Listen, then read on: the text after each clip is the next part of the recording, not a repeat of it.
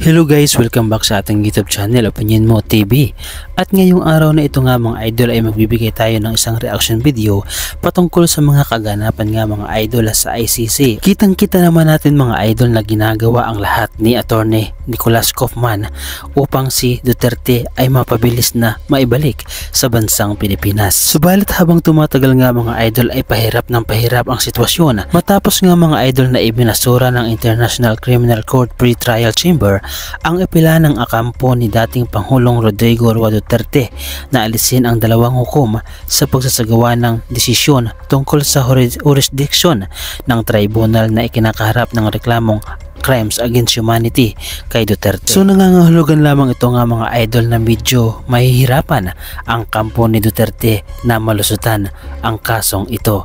Kahit pag-aano kagaling nga mga idol si Kaufman ay mahihirapan pa rin ito dahil nga mga idol sa dami ng kaso na ipinapataw laban kay Duterte. At nangangahulugan din ito nga mga idol na maraming pera ang kinakailangan ni Duterte upang ipambayad sa attorney na ito. Dahil milyones talaga mga idol ang binabayad dito sa attorney ni Duterte at hindi lamang isa mga idol ang attorney ni Duterte dahil marami sila mga idol kung kaya't kinakailangan talaga mga idol ng pondo ni Duterte upang pantustos sa kaso niya. Subalit marami naman mga idol ang nagsasabi na hindi kinakailangan ng pera ni Duterte dahil marami naman daw itong ipon noong kanyang panahon. So ang kinakailangan talaga mga idol ay dapat galingan talaga ni Kaufman upang sa ganoon naman mga idol ay hindi sayang ang pera na ibabayad ni Duterte sa kanya. Para sa akin mga idol at para sa aking pananaw ay solid ang kaso na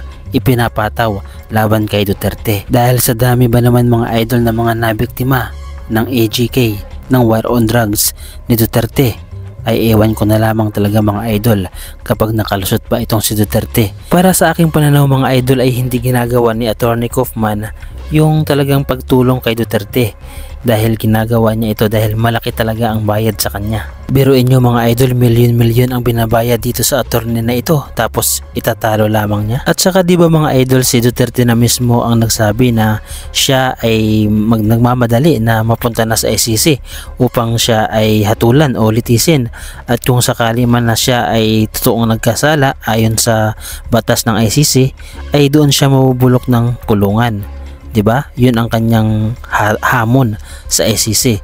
Kung kaya't wala dapat ipag-alala itong si Kaufman kung sakali man na matalo siya sa kaso ay ito naman ay sinabi ni Duterte mismo doon sa Senate hearing. Ito muli nating pakinggan mga idol. Sa ICC kaugnay dito. ICC ma'am, I'm asking the ICC to hurry up. And if possible, they can come here and start the investigation tomorrow.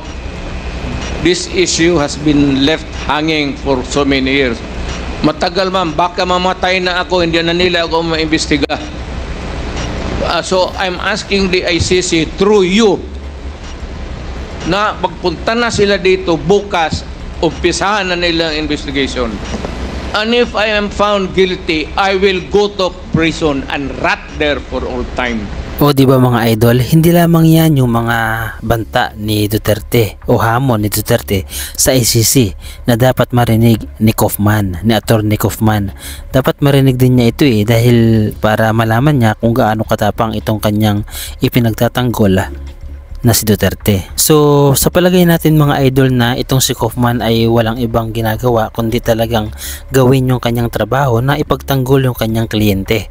Subalit hindi niya talaga alam mga idol yung totoong nangyari sa ating bansang Pilipinas noong panahon ng war on drugs ni Duterte na kung saan nga mga idol ay napakarami talaga na inosente ang nadamay sa war on drugs. Sa totoo lamang mga idol, ang tanging ipinaglalaban talaga ni Kaufman ay ang pagkalas ng Pilipinas sa ICC.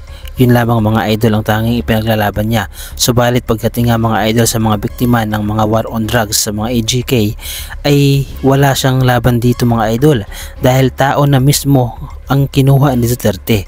Tao na mismo ang mga biktima dito. Kaya nga crimes against humanity nga mga idol, dahil ang mga biktima dito nga mga idol ay walang iba kundi ang mga inosente na nadamay ng war on drugs ni Duterte. So para sa iba nga mga idol ay sinasabi nila na ang ipinagtatanggol ng ating bansang Pilipinas o ng mga tao o mga mamamayang Pilipino ay ang mga adik daw. Mga adik ang ipinagtatanggol natin, kung kaya't dapat nga na makulong daw si Duterte.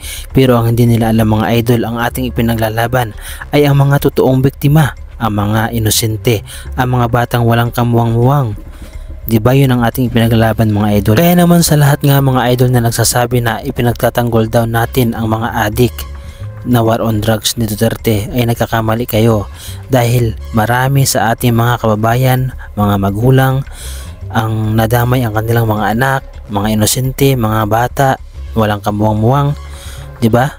Hindi nyo ba napanood 'yun sa mga balita? Maraming mga bata, mga inosente, walang kamuwang-muwang ang nadamay. Paano naman mga idol yung mga mahihirap na sumisigaw ng hustisya para sa mga biktima nila, para sa mga kabataan na sana ay may pag-asa pa at pagkakataon na lumaki at magawa nila ang kanilang gusto, kanilang mga pangarap sa buhay na inalis ni Duterte dahil nga mga idol sa nadamay sila sa war on drugs. Paano naman mga idol ang mga ganitong klaseng buhay na nawala ng hindi inaasahan, na sumisigaw mga idol ng hustisya, subalit ang boses nila ay hindi marinig dahil ang kalaban ay sobrang malakas.